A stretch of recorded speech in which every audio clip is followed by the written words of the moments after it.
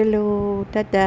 ഞാനേ ഇന്ന് വൈകുന്നേരം അമ്പലത്തിൽ പോകാൻ ഇറങ്ങിയതാണേ. അപ്പോൾ നിങ്ങളോട് ഒന്ന് പറഞ്ഞിട്ട് പോകാം. എല്ലാവർക്കും ലതികാസ് ബ്ലോഗിലേക്ക് സ്വാഗതം. എല്ലാവരും വീഡിയോ കൊണ്ട് സപ്പോർട്ട് ചെയ്യണേ. എല്ലാവരും വീഡിയോ കാണണം.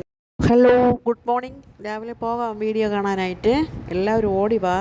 ഞാനിത് അരിയെല്ലാം പഠിച്ചു കഴിഞ്ഞു കേട്ടോ. അതിനുശേഷമാണ് ഞാൻ വീഡിയോ എടുക്കുന്നത്.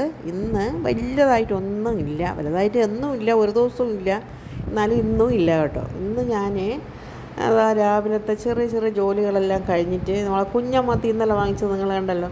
ആ കുഞ്ഞമത്തി ഒന്ന് മുളകിട്ട് കറി വയ്ക്കുക, അത് മാത്രമേ ഉള്ളൂ. പിന്നെ ഞങ്ങളെ ശാസ്താംപാറയിൽ നിന്ന് രാത്രി ഞങ്ങൾ താഴോട്ട് ഇറങ്ങുന്ന ഒരു ചെറിയ വീഡിയോയും കൂടെ ഉണ്ട്. അതും കൂടെ കണ്ട് നിങ്ങൾക്ക് സമാധാനമാവാൻ വേണ്ടി ഞാൻ കാണിക്കുകയാണേ. ഞങ്ങളെല്ലാവരും കണ്ട് സപ്പോർട്ട് ചെയ്യണേ.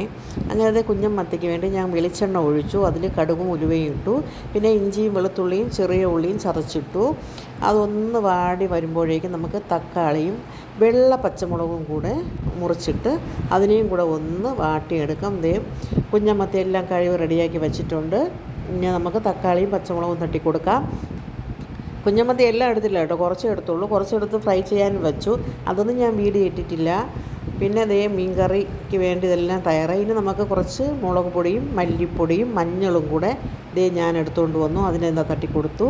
അതൊന്ന് മൂത്ത് വരുമ്പോഴേക്കും നമുക്കിനി എന്താ ചെയ്യണം, കുറച്ച് പുളിവെള്ളം ഒഴിച്ചു കൊടുക്കുക. ഇത് സാധാരണ മുളക് കറി വയ്ക്കും പോലെ തന്നെയാണ്, മുളകിട്ട മീൻ കറി അങ്ങനെ തന്നെയാണ്, വേറെ പ്രത്യേകിച്ചൊന്നുമില്ല. എന്നാലും ഞാൻ കുഞ്ഞൻ മത്തി വെച്ചതുകൊണ്ടൊന്ന് വായിക്കാൻ. ഇന്ന് കപ്പ അവിച്ചിട്ടുണ്ടായിരുന്നു, അതായത് നമ്മുടെ മരിച്ചിനെ അവിച്ചു. കുഞ്ഞൻ പൊരിച്ചതുണ്ടായിരുന്നു, കുഞ്ഞൻ കറി വെച്ചു, പിന്നെ മോര് കറി വെച്ചു, അതായത് നമ്മൾ പുളിശ്ശേരി വെച്ചിട്ടുണ്ടായിരുന്നു. ഇതൊന്നും ഞാൻ വീഡിയോ ഒന്നും എടുത്തിട്ടില്ല. അങ്ങനെ പുളിയൊക്കെ ഒഴിച്ചു. എന്നിട്ട് ആവശ്യത്തിന് ഉപ്പും കുറച്ചുകൂടെ വെള്ളമൊക്കെ ഒഴിച്ചു കൊടുത്തു കേട്ടോ. വെള്ളമൊക്കെ ഒഴിച്ച് നല്ലവണ്ണം ഒന്ന് തിളപ്പിക്കണം. ഇത് നല്ലവണ്ണം തിളച്ച് വരുമ്പോഴേക്കും നമ്മളെ കണ്ടല്ലോ കറിവേപ്പിലേക്ക് ഇട്ടത് ആ കടലെരമ്പ് പോലെ തിളച്ച് മറിയണു. ഇതിലേക്ക് നമുക്ക് കുഞ്ഞൻ ചേട്ടന്മാരെ പറക്കി അങ്ങ് തള്ളി കൊടുക്കാം. എന്നിട്ട് അവരവിടെ കിടന്ന് വറ്റി റെഡിയായി, സംഭവം ഓക്കെ ആയി.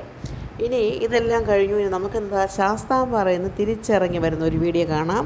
എല്ലാവരും കാണുക.